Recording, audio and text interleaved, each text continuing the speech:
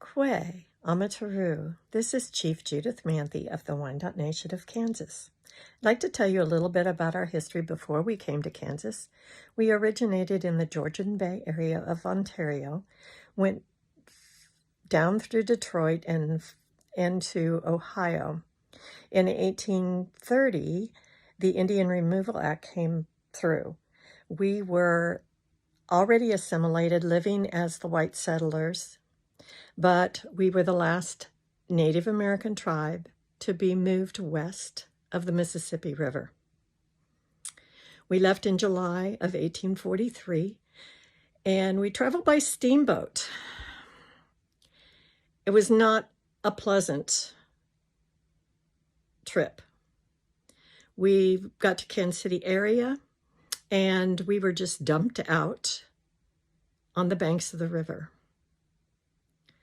That first year, we lost 60 people due to disease. We camped at the river. We were promised 148,000 acres, but it was nowhere to be found. So with no place to go, we camped on the riverside. And the first year, we lost 60 people to disease.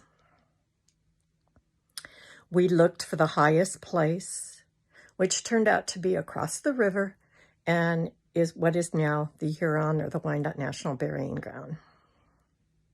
The second year, we lost another 100 people. The flood was so bad that year, they said when the waters went down, buffalo were caught in the tops of the trees.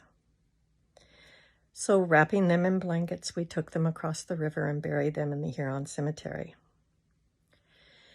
The Delaware, due to good relationships in Ohio, sold us 36 sections of land and gave us 3 sections for churches and schools.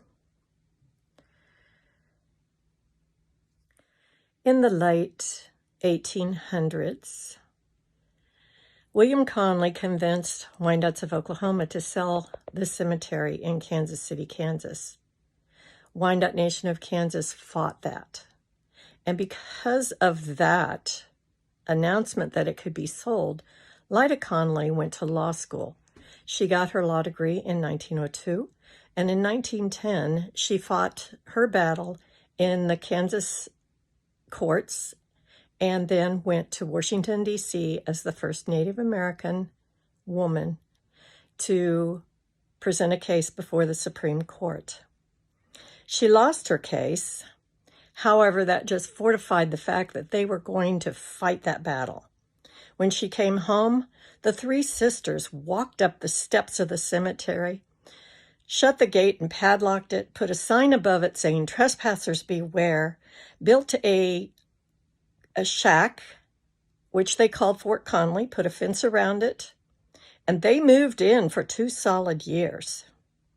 They stayed there through the bitterest cold and the hottest summers, keeping people out of the cemetery and protecting their dead. Their mother, father, and sister Sarah were buried there, and they were not going to allow anyone to dig up their graves and move their bodies.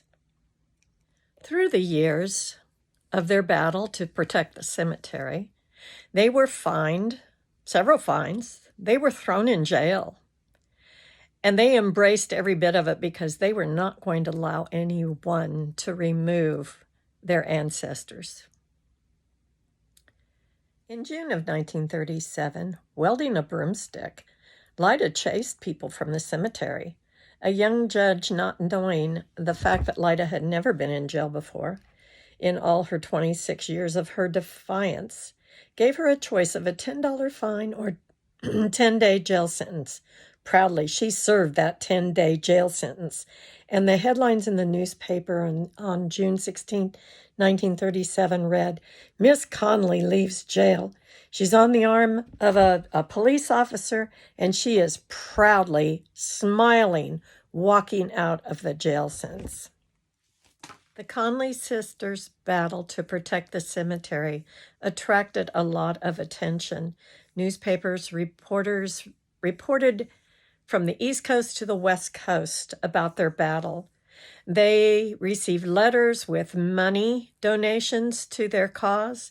They also received marriage proposals. But the sisters never married. They weren't interested in anything but protecting the graves of their ancestors and their family. Miss Lida Conley passed away in May of 1946 at the age of 72.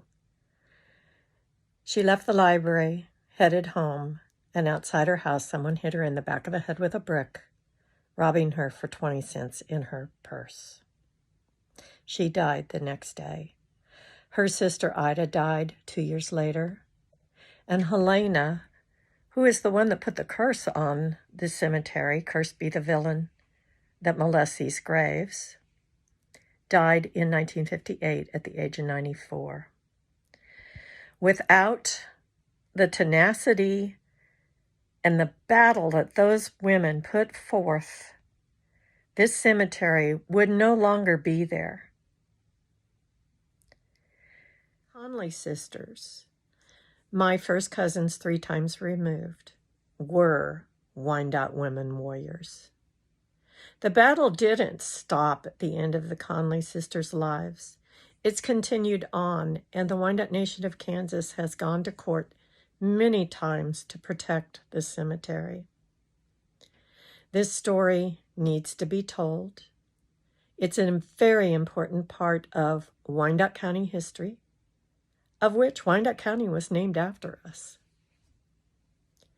Maddie Easley wrote the play, Representatives of Peace, and Monumenta is working on the art exhibit, and that's what this grant is for, to further this project along. And I thank you for your time.